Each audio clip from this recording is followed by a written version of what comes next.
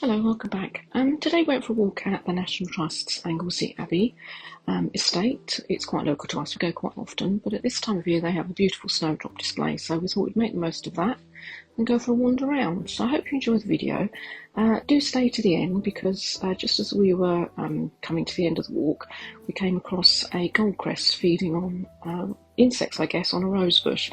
It was literally a couple of feet in front of us, not bothered by us at all. Unfortunately, the camera was all set up for taking macro of snowdrops, but I think I've managed a few. So do stay tuned to the end and have a look at those.